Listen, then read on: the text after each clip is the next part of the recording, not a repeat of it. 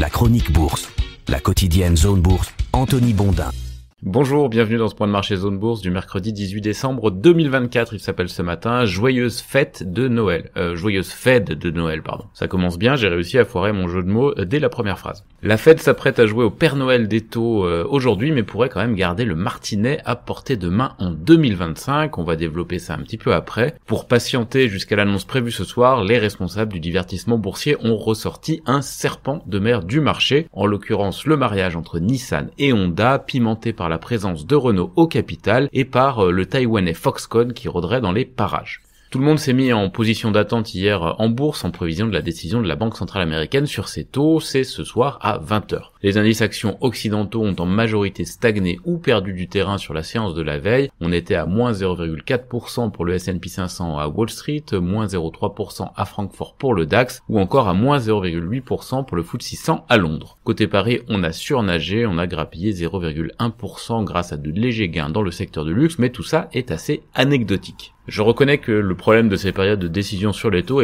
c'est qu'on rabâche toujours un petit peu la même chose, mais il faut bien s'y attarder, alors voici une énième révision de la situation. La Fed va donc réduire ses taux de 25 points de base ce soir, c'est pratiquement sûr, Toute autre action laisserait le marché complètement hébété. L'attention va se focaliser sur le coup d'après, ou plutôt les coups d'après qui seront effectués sous le règne de Donald Trump II. Jérôme Powell, le condottiere de la banque centrale, va probablement chercher à temporiser tout en préparant le marché quand même à une modération du rythme des baisses de taux à venir. En tout cas, c'est la posture la plus probable dans l'attente des premières mesures concrètes qui seront déployées par l'ancien nouveau président des États-Unis.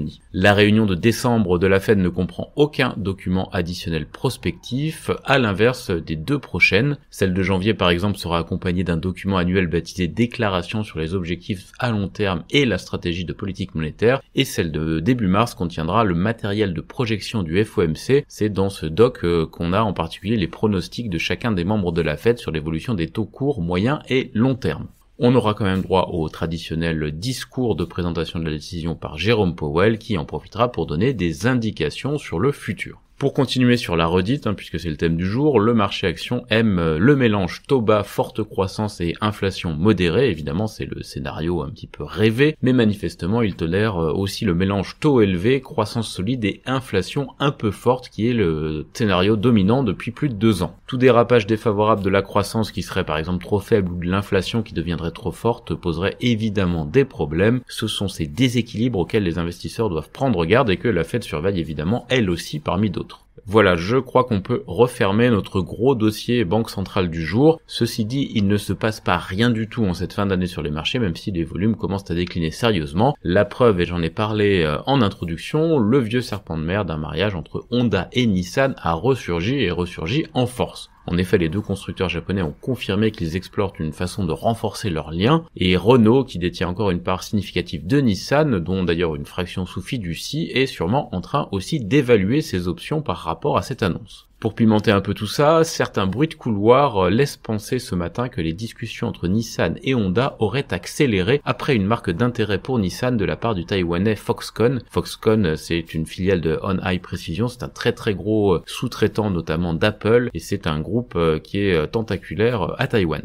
Les spécialistes ne sont pas vraiment surpris puisque la porosité entre la technologie et l'automobile est de plus en plus forte, comme le démontre évidemment le succès de Tesla, mais aussi les offensives de Huawei ou de Xiaomi dans le véhicule électrique. En tout cas, ce projet de Honda et Nissan, dont les contours sont encore assez imprécis, occupe le terrain médiatique ce matin. Dans le volet politico-géopolitique, les relations entre les États-Unis et la Chine restent complexes. La Maison-Blanche devrait lancer une nouvelle enquête sur les semi-conducteurs chinois. Décidément, c'est une obsession. Mais là, on parle de semi-conducteurs chinois vendus aux États-Unis sur fond de crainte pour la sécurité nationale. Ceci dit, la nouvelle n'entame pas vraiment le rebond des indices boursiers chinois ce matin, qui ont apparemment apprécié les encouragements du président Xi Jinping aux fonctionnaires. En effet, il a exhorté ses fonctionnaires à planifier scientifiquement les efforts de reprise économique en 2025. Je ne sais pas trop ce que ça veut dire, mais manifestement, les incantations fonctionnent toujours très bien avec la bourse chinoise. Du côté de la France, la spirale de la loose se met en place avec les premières dégradations de notation crédit des grandes banques hexagonales par Moody's. Ça, c'est la conséquence mécanique de l'abaissement de la note souveraine française par l'agence de notation vendredi dernier. Je rappelle que lundi, la Banque de France avait réduit ses prévisions de croissance pour les années à venir revenir dans l'Hexagone. Le pays, il cherche toujours un gouvernement après la nomination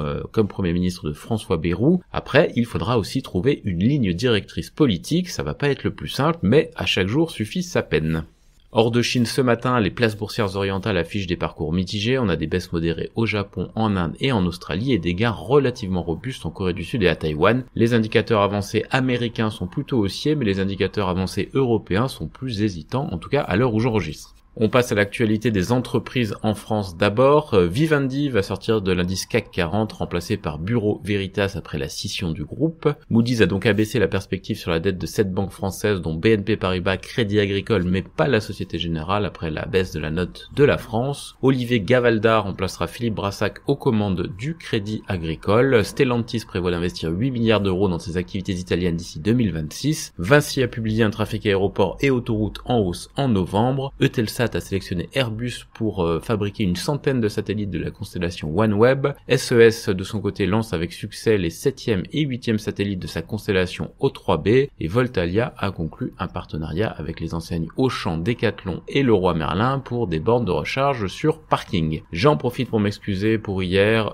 j'ai dit une grosse ânerie sur Atos qui n'a pas une capitalisation de 3,22 milliards d'euros mais bien de 322 millions d'euros. Je me suis trompé d'un zéro et j'en suis désolé. Je reprends avec les brèves sur les entreprises françaises. CD et R et Permira ont racheté le bloc de contrôle d'Exclusive Networks et lancent donc l'OPA simplifié prévu à 18,96 € l'action. Tour Eiffel lance une augmentation de capital de 600 millions d'euros avec droit préférentiel de souscription à 5,15 € l'action. Atland a vendu Urban Valley à Pierre Fitzstein. Arverne Group annonce un accord cadre entre Lithium de France et Tenaris pour l'acquisition de composants tubulaires pour le projet de chaleur et lithium géothermal en Alsace. Philips Media lève 3,5 millions d'euros par augmentation de capital réservé et OCA au profit de Vatel et signe 2 millions d'euros de financement bancaire. On a aussi des actualités du côté de ICAP, de SCBSM, d'HRS, de DroneVolt, de Terranexus ou encore de Predilife. Ailleurs en Europe, Banco BPM a une nouvelle fois rejeté l'offre publique d'échange lancée contre elle par Unicredit. Le motoriste allemand MTU a nommé Johannes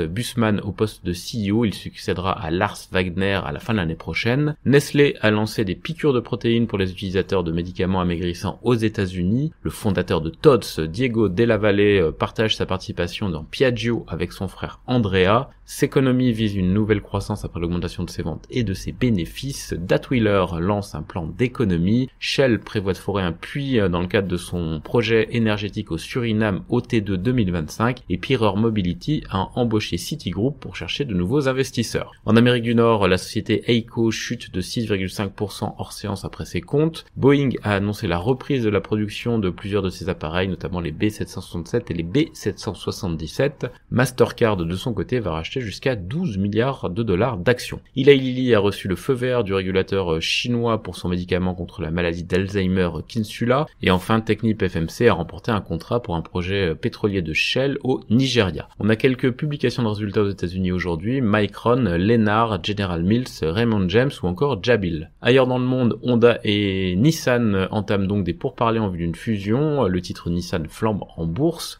Bain Capital a l'intention de lancer une OPA hostile sur Fujisoft, bien que Fujisoft ait soutenu la deuxième offre de KKR. Et enfin, un tribunal commercial américain estime que les smartphones de Lenovo enfreignent les brevets d'Ericsson. Voilà, vous savez tout ce qu'il fallait savoir pour bien démarrer la séance boursière. Bonne journée à toutes et à tous.